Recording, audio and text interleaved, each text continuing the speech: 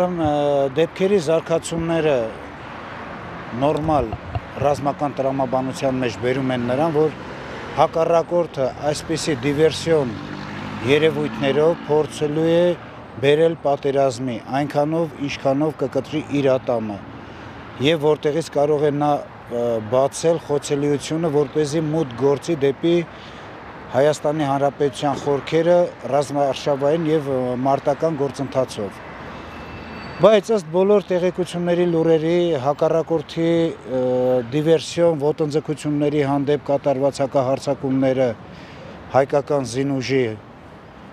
դիրքային առումով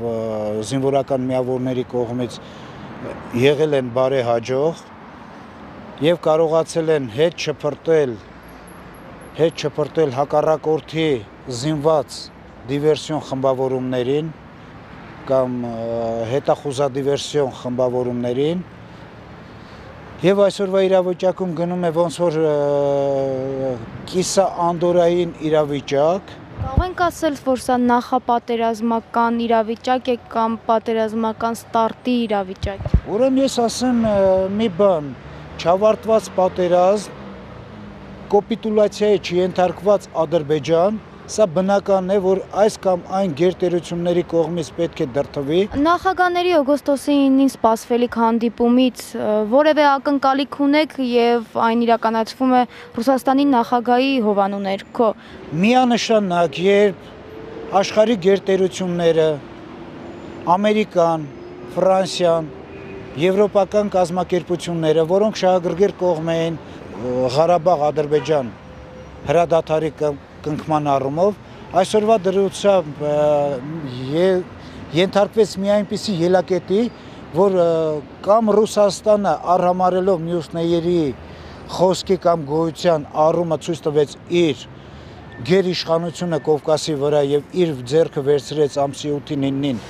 նախագահներին ցուցումներով տանելու Սոչի եւ ասելու խոսքը, որովհետեւ տեղեկատվությունը ոչ թե բերում է նրան, որ նա պետք է լսի կողմերին եւ ինչ-որ միջանկյալի գալու կամ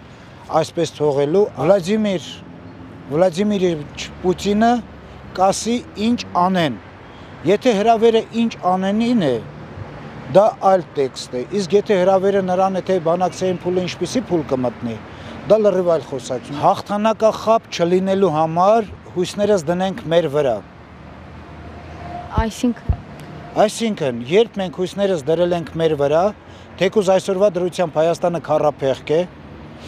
վաղվա պատերազմին առաջի մասնակցությունը պետք է ցուցաբերեն օլիգարխները իրենց ընտանիքներով, կառավարությունը իր բոլոր գերատեսչություններով, ազգային ժողովը իր բոլոր համախոհներով,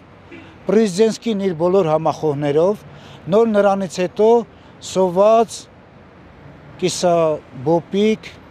կիսակուշ ժողովուրդը, որը միշտ պատմական առումով կանգնել է իր հայրենիքի համար։ Դες երևույթների զարգացումները ընդհանուր ցույց կտա վաղվա մեր գործելավոճի գործելակերպը թե ինչպիսին կլինի։ Առաջնային փուլը պետք է պատկան քերթիչները միահամուռ կերպով կանգնեն հայոց եւ արցախյան մեր գծած իրենց իսկ տեղակայած սահմանների վրա եւ կարողանան սահմանն անցնեն դեպի Բաքու։ Եթե ոչ, նոր նրանցից հետո իրենք կզոհաբերեն իրենց կյանքը վասն այն հողի, որը իրենց սարքեց օլիգարխներ, մեծահարուստներ, նրանց կողքին կհամալարվի չալաղաջ տղեկը իրենց կարմրաթուշ այտիկներով։ Ես խորհուրդ կտամ մեր զինվորներին, տղաներ, եղեք արի կամքով, ամեն մի ձեր գործունեություն կատարելուց, ամենաթեժ մարտական իրավիճակում, հիշեք մի բան, մտնեք ամենամեծ կրակի մեջ հաղթանակով դուրս գաք եւ ողջ վերադառնաք ընտանիք։ Սա կլինի իմ մաղթանքը ձեզ, օրինակ վերցրեք ինձանից, անցել եմ բոլոր թեժ ճակատներով, չեմ ունեցել զոհեր, վիրավորներ փառք Աստծուն, այնքան որքան կան։